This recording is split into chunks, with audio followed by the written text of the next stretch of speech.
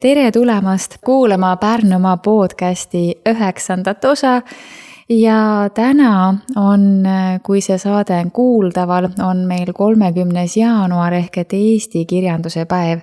Muidugi pidi siis külla kutsuma endale muinasjutu taat Jaagu, nii et tere tulemast Jaak Känd. Tere! Alustame selles mõttes kohe nagu veidi kaugemalt, et mina tahan teada, kuidas sinust sai muinasjutu taat Jaak. Vaata, ma sellele mõtlesin natuke, et millal see võis hakata pihta. Et päris tõsiselt ilmselt ikkagi siis, kui mul omal väiksed lapsed sündisid.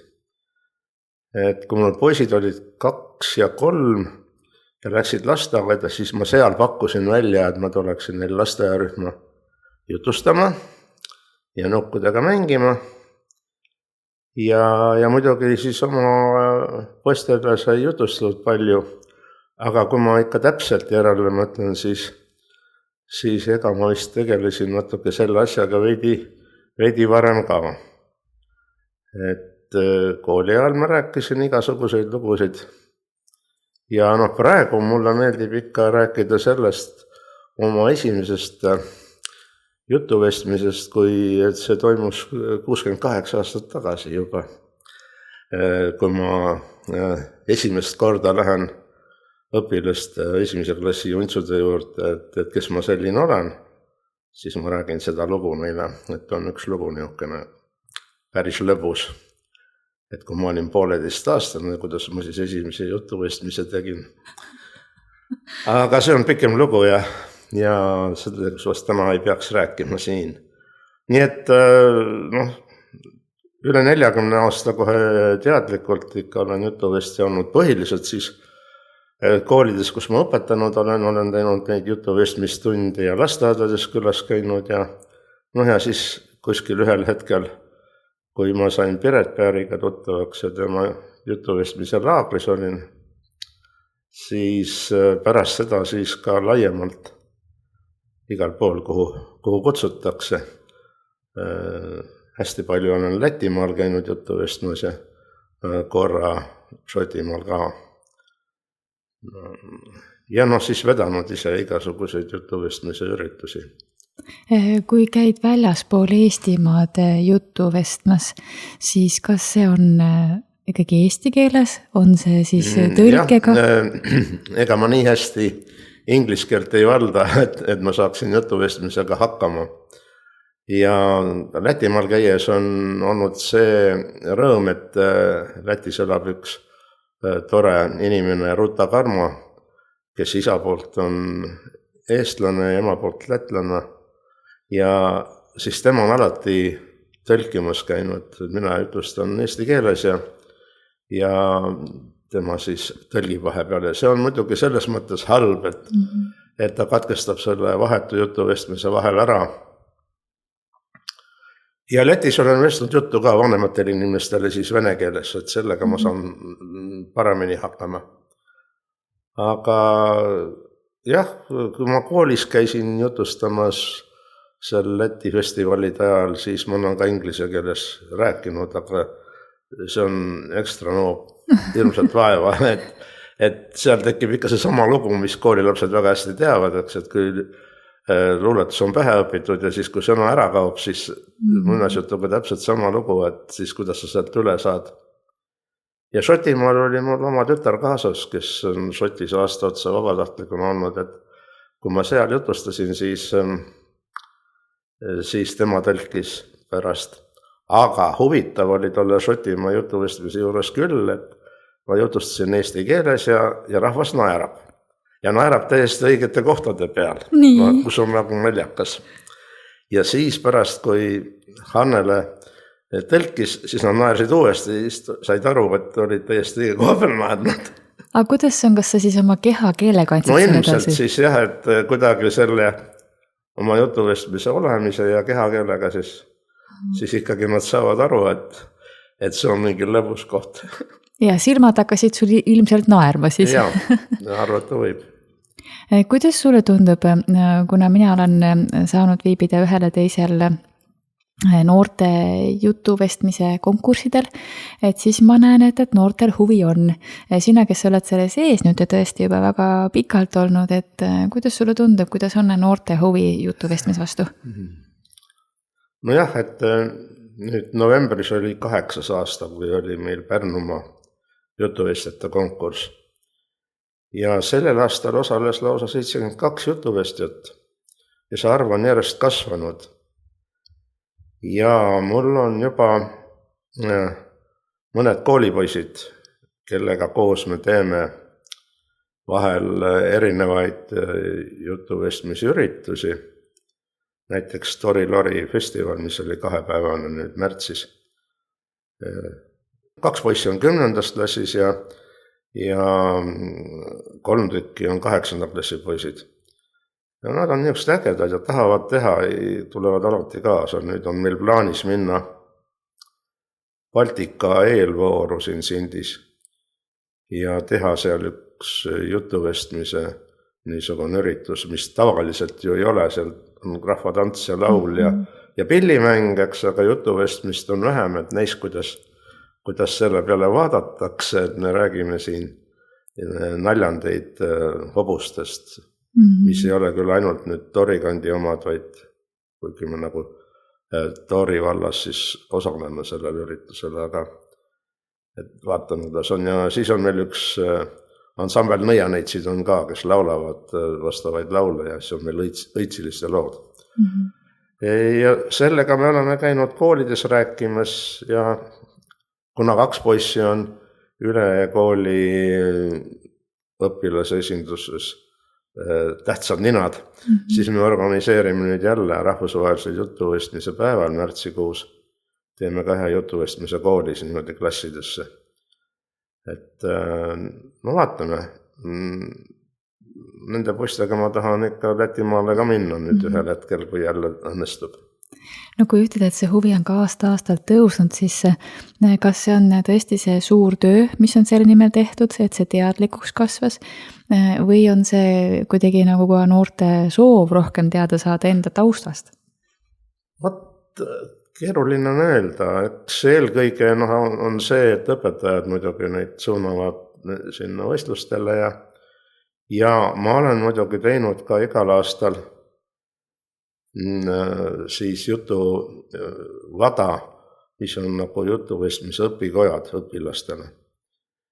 Mingitel aastatel käisid seal Sauga kooli lapsed ja nüüd ma alustan nädala pärast siin samas Huubis kell 4 kolmapäeval 4. veebruaril ja siis iga kuu esimesel kolmapäeval tahame maikuuni jälle teha, nii et kõik jutuvestjad on oodatud ja mitte ainult õpilased, vaid ka juhendajad, õpetajad, täiskasvanud, vanaisad, vanemad, tulge kohale ja ajame juttu ja vaatame, mis sellest jutuvestmisest välja tuleb.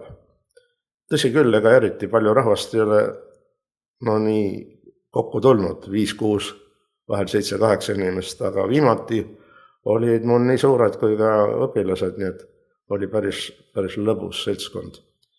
Ja võib-olla tulevad need poisid ka, kui neil ajaliselt sobib. Nad on üldiselt päris hõivatud mehed, käivad näiteringides ja jõutrennides ja muidu trennides ja sõudmas ja siis ongi nii, et kui jõuab siis jutuvestmisele, siis on hästi. Kui mõni praegu kuuleb, mõtleb, mis jutuvestmine, mida see nüüd siis tähendab, et kui sa nüüd lahti selgitaksid natukene, mis see siis jutuvestmine on, mis see õhtu endast kujutab, kui te kokku saate? Eks õpilased tulevad ikkagi enamasti muinasjuttudega ja nüüd nagu nende jutuvestmiskonkursil oleme püüdnud ikkagi nagu muistendaid või muinasjutte rääkida. Aga kui mõelda laiemalt, siis on ikkagi lugude rääkimine. Need võivad anekdoodid ju ka olla. Need võivad olla lood elust enesest, eks. Nii nagu see minu esimene jutuvestja lugugi on, või midagi muud sellist. Ja nüüd olen juba 7 suve olen käinud ka Viljandi folgil, eks, et seal laste alal olen jutustanud. Enne alustasin sellega, et rääkisin lihtsalt Arkaadi aias ühe suure puu all lugusid, et kes tuli, see tuli. Ja seal oli vahel vaadata küll imelikult, et istub üks mees puu all ja räägib mikrofoni mingisuguseid lugusid, arusaamatu. Aga kui mõelda nüüd ikka kaugema tausta peale, siis mina lapsepõlvest mäletan küll, et meil rääkisime omavahel lugusid ja eriti maal 60 ja vanemad inimesed mäletavad oma lapsepõlvest neid aegu, kui talvistel õhtutel istuti ikkagi tares ja istuti koos ja räägiti igasuguseid lugusid. Põhiliselt siis rahvajutte, eks, või mida kuskilt kuulnud olid. Või siis ka külaklatši juttu võib ju rääkida, eks, miks mitte. Et on lihtsalt põnev. Ja me oleme seal õpilastega rääkinud ka vahel loetud raamatutest, et paremini tekiks nagu mingi teema, millest rääkidast, et esimesel korral mõni ei taha kuidagi vedu võtta ja tal ei ole seda juttu kaasas. Aga siis me teeme igasuguseid sobivaid harjutusi, et kas ühiselt loo jutustamist, et üks alustab ja teine jätkab ja laseme siis mõttel lennata ja unistada ja kõike kokku. Et mina olen küll jutustanud põhiliselt neid muinasjutte, mida lapsepõlves sai loetud ja eriti viimasel ajal päris palju jutustan teiste maade lugusid. Olen teinud hästi palju sellist jutustamist reisipaunaga mööda maailma, kus ma siis selles tunnis mitte ainult ei jutusta nüüd tolle maa muinasjutte, kellest ma räägin, vaid siis näitan läbi interneti avaruse siis ka loodusvaateid, rahvuslindu, looma, lippu, õpime mõne sõna tolles keeles selgeks, sest internet on ju nii kõikvõimas, aitab selles asjas kaasa. Et sellised lood ja need on siis mul nagu tagavaraks alati olemas jutustada. Aga nüüd pool aastat tagasi tekkis äkki mingi tuhin. Hakkasin ise ka muinasjutte kirjutama, nii et on kuskil 70 juba on neid koos. Poole aastaga 70? Jah. Oho. No niisugused lühikesed muinasjutud, ütleme poole leheküljelised ja mitte väga pikad, võib-olla lehekülg pikk. Et tegelikult ju kui mõelda nüüd vendade Grimmide muinasjuttude peale või Imeflöödi muinasjuttude peale, mis seda meil palju loetakse, et need on ikka vahel 10-12 lehekülge pikad. Aga minu lood on niisugused lühikesed just parajasti enne und lugemiseks või rääkimiseks. Aga ma olen neid natukene Facebookis vahel jutustanud või rääkinud, aga on plaan, et ilmselt ma annan raamatuna ka välja, sest muinasjutte on vaja. Ja näiteks nüüd ma kirjutasin viimati alles nädal tagasi teemal valgus pimeduses. Et selle aastane rahvusvaheline jutuvestide teema on valgus pimeduses. Ja kuna ma sel teemal käisin Ülejääkooli algklassidele rääkimas, siis otsisin selliseid lugusid, et muudest maadest olid need kohe olemas, aga Eestist nii väga nagu ei leidnud sobivat. Ja siis tuli endal kirjutada. Nii et muinasjutu kirjanikuks olen ka natuke nagu hakanud. Kas sellest on võimalik täna sul rääkida ka sellest valgus pimeduses loost? Jah, ühe looma võin lühidalt siis pajata. Südamis kuulab valgust. Oli see ammu või oli see alles eile? Oli see nädal tagasi või 1000 aastat tagasi? Aga ühel maal elas kuningas, kellel lossi kohal oli hirmus needus. Asi oli selles, et kui õhtu jõudis kätte, siis vajus loss täielikku pimedusse.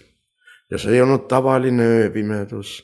See oli see, mis neelas kõik mõtted, unistused ja mälestused. Ja siis andis kuningas välja käskkirja, milles ütles nii. Kes päästab meie maa pimeduse käest ja leiab üles valguse? See saab minu tütre käe ja pool kuningriiki. No loomulikult hakkasid kõik noored mehed, aga ka veidi vanemad ja isegi minusugused taadid seda valgust otsima.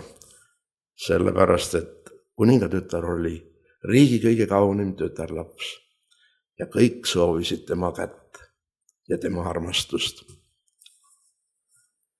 Ühes talus elasid 3 venda, nagu ikka muinasjuttudes see on, kes otsustasid ka valgust pimeduses otsima minna. Vanem vend oli tark ja palju raamatuid lugenud ja tema võttis teekonnale kaasa kõik kaardid ja mõõteriistad ja laternad ja isegi kompassi. Keskmine vend oli julge ja vapper, temal oli vägev mõõk ja tema läks selle mõõgaga reisile. Noorem vend, nagu ikka, öeldakse, et on ullike, natuke omaette oli ja armastas mööda metsi käia, üksinda olla ja midagi mõtelda. Tema pistis taskusse tüki leiba ja väikse vilepilli. Ja nii need vennad siis läksid igale poole ilma peale laiali, kuni sattusid oma reisil pimeduse metsa. Mets oli nii pime, et vanem vend süütas kohe laterna, aga see kustus, sest pimedus neelas lihtsalt selle tule. Ta muutus väga nukraks ja ta kartis selles metsas olla. Keskmine vend haaras mõõga ja hakkas seda musta udu, mis oli tema ümber, mõõgaga raiuma. Aga mida rohkem ta raius, seda paksemaks ja tihedamaks see udu muutus. Ja tema ka loobus lõpuks ja nii vanem kui ka keskmine vend keerasid otsa ringi ja vaatasid, et ei, nemad siin pimeduses valgust küll ei leia ja läksid koju. Aga noorem vend, tema oli metsaga harjunud. Tema istus seal pimedas metsas maha ja hakkas leiba sööma ja kuulatas. Ja kuulis, et see pimedus ei olegi vait, vaid hoopis nuuksub. Ta võttis taskust vilepilli ja hakkas mängima üht lihtsat viisi. See ei olnud vali ega uhke. See oli südamlik ja selle peale hakkas mets helisema. Unustas nutmise ja tekkis valgus. Aga mitte metsas endas, vaid hoopis meie ullikese südames. See hakkas helendama. See helendus paisus nii tugevaks, et terve mets sai valgeks.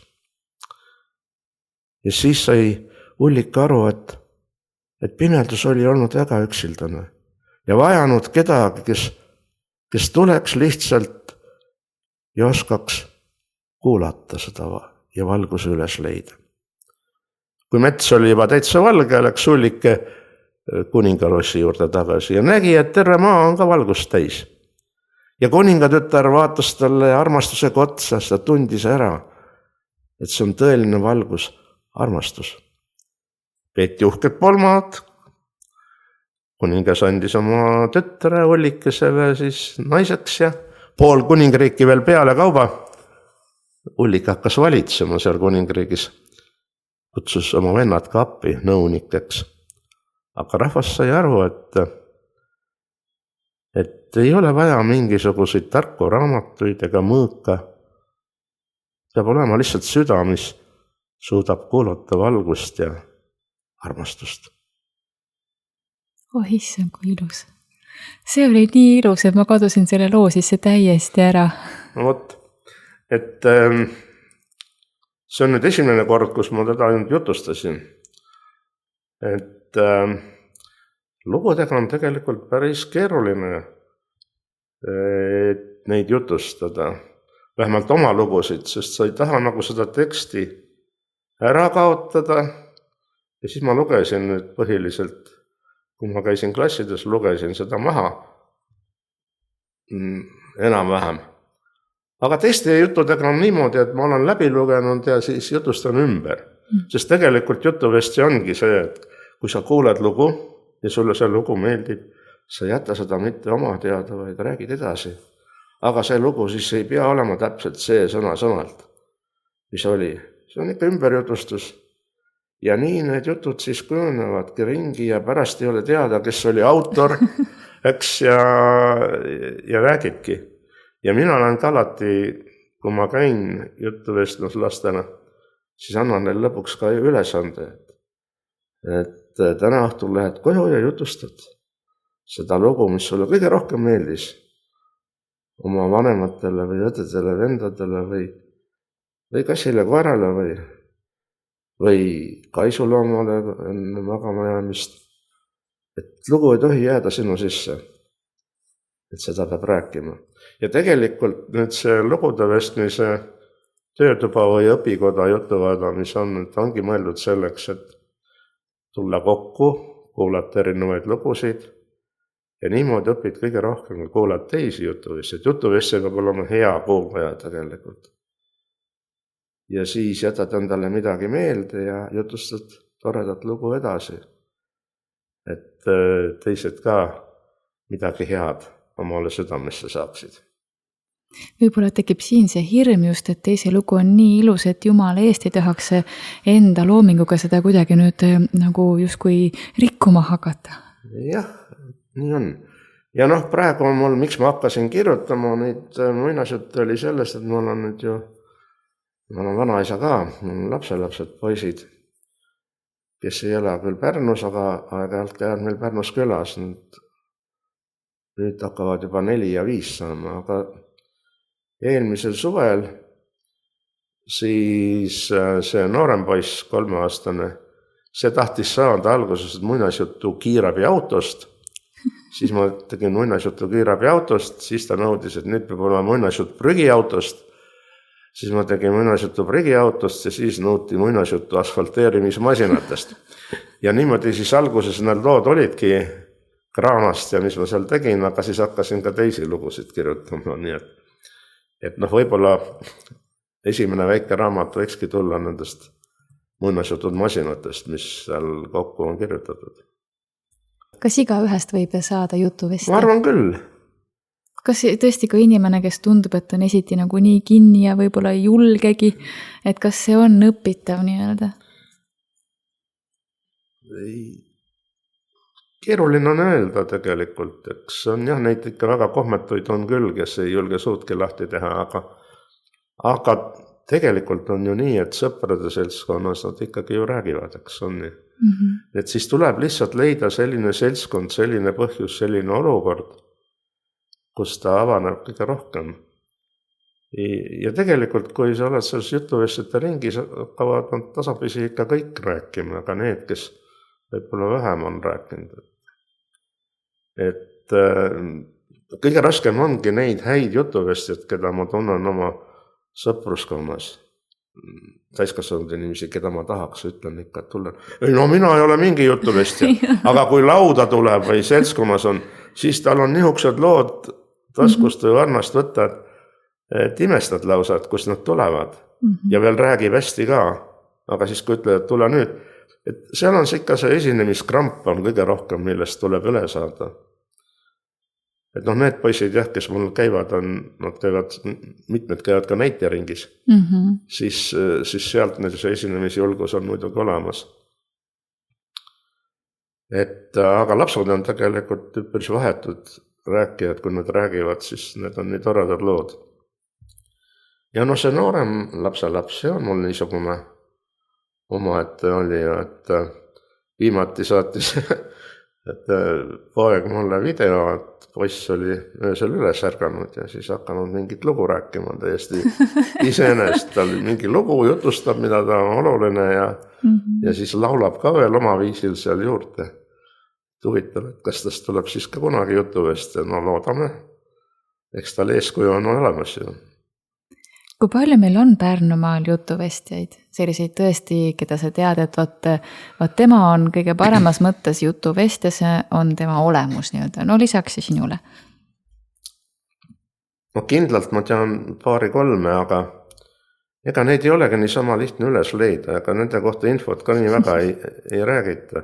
Pärast tuleb välja, näiteks paljud lasteaiaõpetajad on ju lasteaias räägivad lugusid täiesti head jutuvestjad, et mina ei pea üldse sinna lasteaeda jutuvestu minema.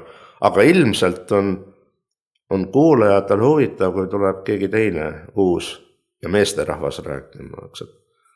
Et tihti räägivad ju neid lugusid ikka naised ja see enamasti kodus ju ka ema jutustab, isa võib-olla harvem, kuigi kes seda teab. Aga jah, et ma nii otseselt ei oska kedagi nimetada, aga noh, siis aeg-ajalt tuleb jälle ette, et keegi esineb jälle kuskil. Nüüd ju Kodula muuseumis käib Lili Välimäe näiteks muinasjutuvestlusi ja Antsu Välimäe koos me tegime Tori-Lori festivali ja siis, kui ma uurisin tema tagamaid, siis tuli välja, et nad on oma abikaasaga ju seal Järvamaal omal ajal Imavere kandis ikka väga palju kultuurikorralduslikult ja rahvapärimuslikult teinud. Ja nüüd see Tori-Lori festival oli nagu esimene tõsine festival siin Pärnumaal ja plaan on seda iga 2 aasta tagant edasi teha, aga mitte selle nime all, vaid kuskil teises vallas.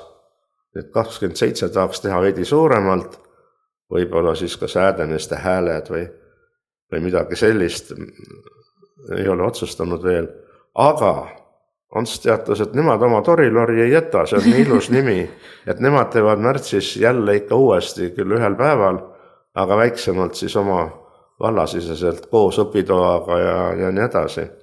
Ja kirjanikud, kes siis tulevad külla, sest tegelikult on kirjanikud ju ka ühed jutuvestjad. Nad küll panevad oma jutud raamatusse kirja, aga kui sa kutsud nad külla, siis nad oskavad rääkida ka lugusid. Eks neil on see sama lugu. Et neid on muidugi siis olemas, et kui võtta siis need Pärnumaa kirjanikud, kes kirjutavad siin palju Siiri Metsamägi või Heli Künnapas või Margit Peterson, siis need on jutuvestjad. Ma olen ka Margitile ütlenud, et tule ja räägi. Või siis oma sõbrale, kelle koos me teeme siin neid luuleüritusi, et tule ja räägi, et ta on väga hea häälega, niisugune raadiohäälega eriti. Aga ta ütleb ikka, et ei, mul ei ole lugu meeles ja läheb meelest ära. Tegelikult see päris nii ei ole. Ega seda ülevaadet, palju Eestis neid jutuvestjaid on õieti, mul ei olegi. Ma küll tean, et siin 1,5 aastat tagasi Rahvakultuuri Keskus, suulise pärimuse spetsialistid, tegid ringkirja ja siis neile tuli tagasisidena umbes 33 inimeselt. Üle Eesti? Teavad, jah. Aga kõigile tuntud jutuvestjad on ju meil Piret Päär loomulikult, meie jutuema, ütleks tema kohta nii. Et tema on väga palju selleks vaeva näinud, et jutuvestjad neil oleks ja omal ajal ka neid koolitanud ja teeb praegugi seda. Ja teine, kes siis esineb, on Polina Tšerkassova, et tal on hästi palju. Tema teeb koos muusikaga, mängib pilli vahepeal ja räägib lugusid. Polina on nüüd hästi palju hakanud ka mujal maailmas käima juttu vestmas, alles vist on veel, ei ole, kas ta jõudis juba Indiast tagasi või on veel seal. Nii et Indias on hästi jutuvestmine levinud ja toimub suuri festivale palju. Hästi 1000 inimesed kuulavad. Minu kõige suurem auditoorium on olnud ühe Baltika festivali ajal, kui ma olin Lätimaal Taugava jõel oleva hüdroelektrijaama veehoidla juures, Aiskrauklis. Ja seal oli umbes 150 kuulajat, täiskasvanud enamik siis. Ja ma rääkisin eesti keeles ja tund aega koos tõlkega ja rahvas kuulas hoolega, olid väga rahul. Aga et ma ei kujuta ette, et kui peaks rääkima kuskil staadionile 1000-tele. Ikkagi oleks vaja siis mitte, et see tõlkega tuleks, või peaksid rääkima. Aga Polina puhul on samamoodi, ta küll räägib inglise keeles, eks. 3 keeles jutustab, aga seal siis nii palju, kui nad aru saavad, ilmselt tõlget ei tehta. Mulle tundub just, et see sama jutuvestmise teema kuidagi eestlastlikult, võib-olla see tunnetus ole õige, aga ongi mõnusam ja süüksem kodusem, kui ta on väiksema seltskonna ees. Sest et see on meile omane kuidagi. Ilmselt küll. Aga ju see oli kunagi kombeks kindlasti, aga see on kadunud ära selle vaikselt meie maaelu hääbumisega ja võib-olla ka sellega, et 3-4 põlvkonda ei ela enam koos. Sest ikka olid need vanaemad või vanaisad, kes lugusid jutustasid või vanemad inimesed ja nooremad kuulasid ja siis sealt juurde. Ja siis nagu meie see kava nüüd on, eks, et me teeme õitsilist kava, aga õitsilised siis olid öised loomakarjatajad, eriti hobuste karjatajad, kes olid loomadega öösel väljas, tegid lõkke üles ja lõkke ümber sa pidid, ega sa magama jääda ju ei tohtinud. Pidid ikka loomi valvama, mis seal lõkke ümber ikka tehti, aeti jutte. Nii et sellised kohad või õhtuti näiteks, kui tuldi kokku. Naised kodusid ja suud käisid ja rääkisid, lood tulid või laulud. Et ei olnud mitte ainult nii, et regilaule lauldi kogu aeg. Ilmselt räägiti lugusid ka. Et neil on nagu need laulud on jäänud kuidagi, aga lood kaovad kuidagi ära ja seda peaks igat pidi nüüd kuidagi jälle esile tõstma ja rääkima, et tegelikult on vaja ju, et me üksteisega rohkem räägiksime. Et inimene jääb siis ju üksikuks, kui ta ei ole keda kuulata, ei ole kellele rääkida oma muredest. Ja ega see lugude rääkimine võib olla ka mure ära rääkimine südamelt. Aga kui nüüd võtta siis seesama lugude rääkimine või jutuvestmine, juba see iseenesest on üpris suure mahuga ettevõtmine. Aga see ei ole su ainus tegemine, nagu ma aru saan. Sul on erinevaid ettevõtmisi, et mis on siis see, mis hoiab nagu heas mõttes nagu käigus ja toonuses, et kõiki neid asju jõuaks nagu teha. Sest et kui me vaatame järjest luuleprõmmi ja tõesti neid asju on ju nii palju, millega sa seotud oled ja millega tegeled ja eest vead, eks ju. Mis on see, mis paneb sind sedasi toimetama? Kus sa selle jõu ja energia võtad? Ma ei tea, mulle tundub, et see on nii olulised asjad, mida kui mina ei teeks, et kas oleks veel kedagi, kes eest veaks neid asju. Et ma ei oskagi öelda, kes ma nüüd olen. Ma ütlen viimasel ajal, et kultuurikorraldaja, kui ma neid asju teen, aga kui ma mõtlen nüüd, alguses olin maletaja ja siis hakkasin hirmsaks kaardimängijaks, mängin bridži ja siis võib-olla matemaatik sai minust ja matemaatikaõpetaja. Ja ühel hetkel, ma ei tea, kuidas see kirjandus ja see jutuvestmine tulid, eks nagu me rääkisime, et eelkõige lastega seoses. Aga mulle on meeldinud kogu aeg esineda, ma olen kunagi lapsepõlves näiteringis käinud ja luuletusi lugeda, võib-olla sellest ka ikkagi. Ja tasapisi ma kirjutasin ju luuletusi kogu aeg. Ühel hetkel siis, kui ma Põrõmmile läksin esimest korda 13 aastat tagasi. Ja nüüd saab 14 juba, jah. Et siis leidsin, et kui ma selle ära võitsin Vabariigis, et mis luuletaja ma niimoodi olen, kui mul on ainult mingi 100 luuletust. Selle 50 aastaga, mis siis ma olin nagu luuletusi kirjutanud võib-olla. Ja siis võtsin kätte ja paar aastat kirjutasin ikka iga päev ja mitte ainult ühe luuletuse. Võib-olla rohkemgi. Ja siis ma hakkasin nagu selle Põrõmmiga, see mulle kuidagi meeldis. Hakkasin seda tegema ja Pärnus siin neid organiseerima ja luuletuste kirjutamisega on nii, et peab ka väga palju ise lugema teiste luulet. Et see aitab edasi ja siis hakkas kuidagi nii tekkima, et hakkasin tegema neid kirjanduslikke raadiosaateid tegime 2013 Jaagu raamaturiiul. Seda materjali oli nii, et tegime alguses luulekavasid või kirjanduskavasid, seda ei üle, mida kõik ei saanud nagu, etenduse sisse panna. Ja siis oleme hakanud nüüd niimoodi tegema, et neid kirjanduskavu on üle 50 erineva, aga igat üht on esitatud võib-olla ainult 1 või 2 korda, millest on kahju. Aga kuna ma ei ole seda teinud üksinda, vaid ka vahel suurema seltskonnaga koos, 4-5, siis nagu väljapoole minemine või kuskile pakkumine on keeruline, et ei leia seda ühist aega. Aga selle Luuletaeva Laterna seltskonnaga ja siis veel mõne huvilisega koos, sõber Jaak Eamets, kellega koos me oleme kirjanduskavu ja raamaturiiulit tegime. No tema on ka kirjandushuviline, nii et me oleme siis pannud kokku neid kavasid. Ja huvitav on olnud just see, et mul on nende kavade kokku panemine kuidagi hästi lihtne olnud. Et alati mul tekib mingi mõte kellestki kirjanikust midagi seal kokku panna, siis otsin ta eluloolist materjali ja siis kuidagi sobivad luuletused tulevad iseenesest, ega ma ei ole täies mahus võib-olla kohuloomingut läbigi lugenud, vaatad diagonaalis lihtsalt neid ja leiad sobivad asjad üles ja paned kokku. Et kuidagi selline asi on, istub mulle. Nii et siin on jah huvitavaid kirjanduskavu on tehtud küll igasuguseid ja siis muidugi seal siis natuke müstifitseeritud viidud erinevaid autorid erinevatest ajastutest kokku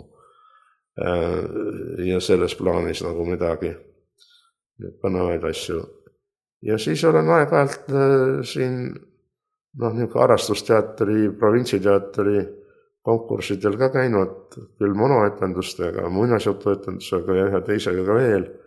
Ja siis väike seltskonnaga oleme veel aeg-ajalt midagi mänginud. Nii et selline esinemissoov on mul kogu aeg olnud ja jutuvestmine on üks hea väljund niimoodi. Et sa ei vaja seal siis nagu kaasast, ei vaja seda suurt harjutamise tööd või nüüd, kui sa näitemängu teed, siis pead päris tõsiselt proovi tegema ja nii edasi. Aga jutuvestmine on kuidagi loomulikult ja iseenesest tulnud. Või siis luuletuste lugemine, mida ma ju ka teen. Hästi palju ju suviti. 6-7 suvel siin käinud. Loen pargis luulet lihtsalt, mis pihku satub või mis nagu sobib kuidagi mingil põhjusel seda esitanud.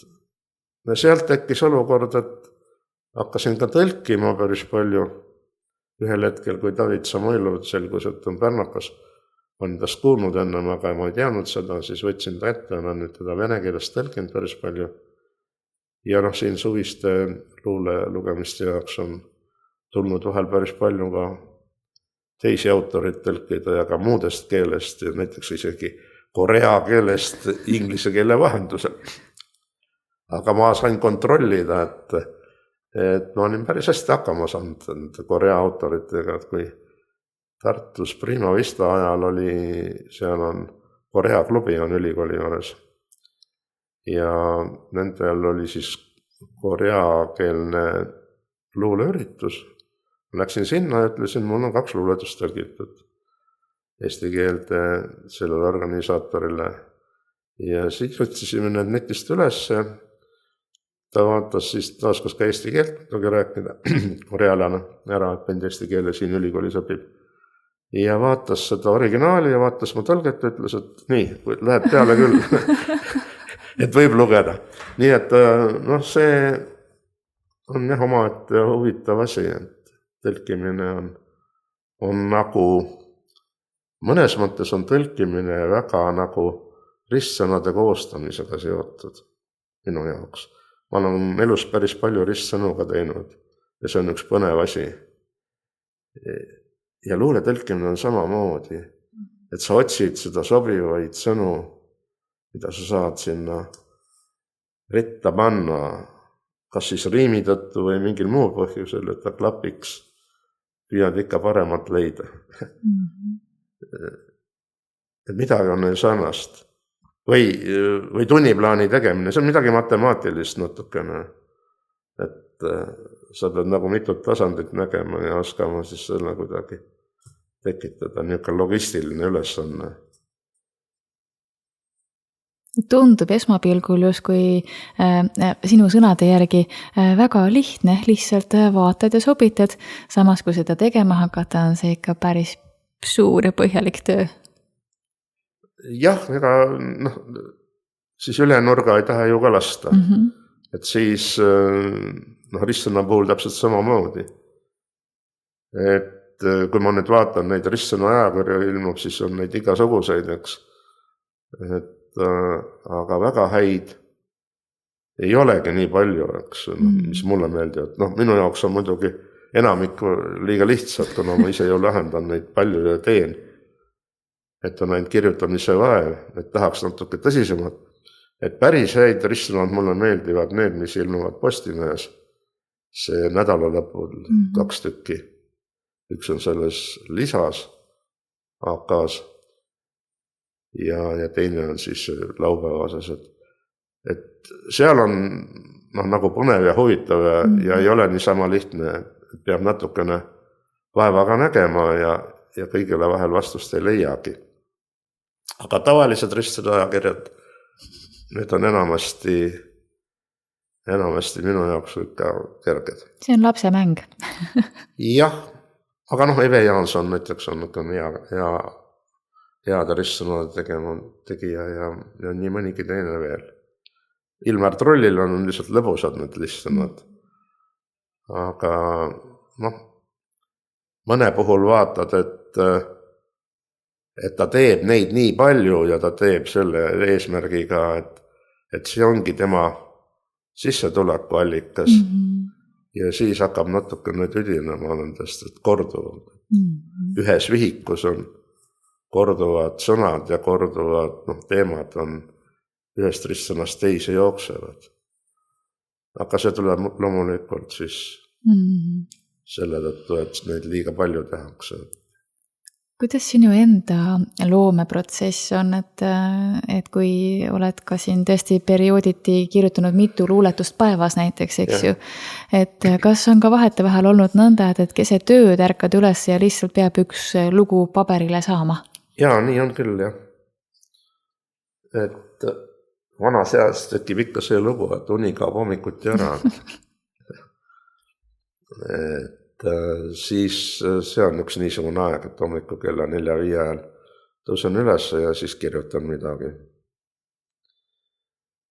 Iseenesest tuleb ja vahel on niuke tuhin, et tulebki kohe nagu valatakse sulle pähe ja paned paberile järjest ühe hooga kirjutad. Aga vahel on ikka nii, et on vaja natuke vaeva ka näha mikrada seal juures. Aga tavaliselt on ikka miski asi peab mind ajendab, mingisugune sündmus või põhjus. Esimesi luuletusi ma kirjutasin ikka kas sünnipäevadeks või tähtpäevadeks või mingil puhuleks või mingile konkursile kuskile.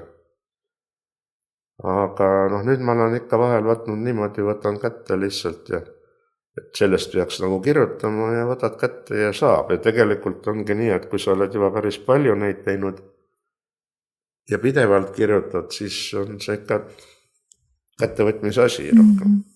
Nii nagu kirjanikudki, et nad istuvad kindlal ajal maha ja kirjutavad. Aga jälle peatükki või 2 oma romaanist või jutustusest ära. Ja järjekindlalt vahel mitu tundi päevas.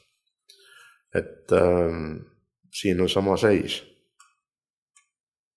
No kuna ikkagi meil on saade kuuldav Eesti kirjanduse päeval, siis ma mõtlen, et võiks võtta saate kokku ka nõnda, et me saame veel kord nautida mõnda sinu ettekannet. Ma ei tea siis, kas see on sul mõni luuletus, mis tulla tahab, või on see veel mõni lugu, mis tahab välja tulla.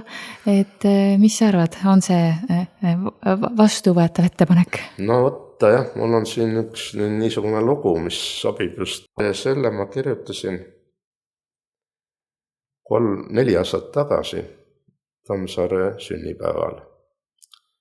Meenutades neid kadunuid kirjanikke, kes võib-olla kuskil seal, öeldakse jälle, pilve peal on. Nii. Ma võtsingi sellise kaasa, mõtlesin, et see võiks sobida. Anton noppis mõtlikult pohla Eno habemest ja kiitis. Paremat kinki sünnipäevaks, kui see palukas, polegi. Noh, ümises Artur. Aga see kaktuse salat poa mao keelega, kas sa seda ei maitse siira hea meelega? Ma torkisin oma näpud lausa veriseks nende kaktustega, kui salatit segasin kokku. Ja mina andsin viimase 6 seljast sulle, virises Juhan. No, minu Tamassari rauad on kindlasti vägevam kink, tähendas Oskar, viskas kähku pitsi punslit ja haukas kurki. Poisid, mis te nüüd sedasi? Elu on lill. Oleme ikka sõbrad ja elagu Anton, rahustas sünnipäevalisi Nipernaadi August. Jaanid keerasid veskikolule kiirust juurde ja seltskond piilus üle pilveserva, kuidas paks lumi sadas Eestimaale. Ei olegi muud kui, et suur aitäh ja ilusat Eesti kirjanduse päeva. Aitäh, ilusat päeva sullegi ja aitäh toreda töö eest, mis sa siin podcastis teed.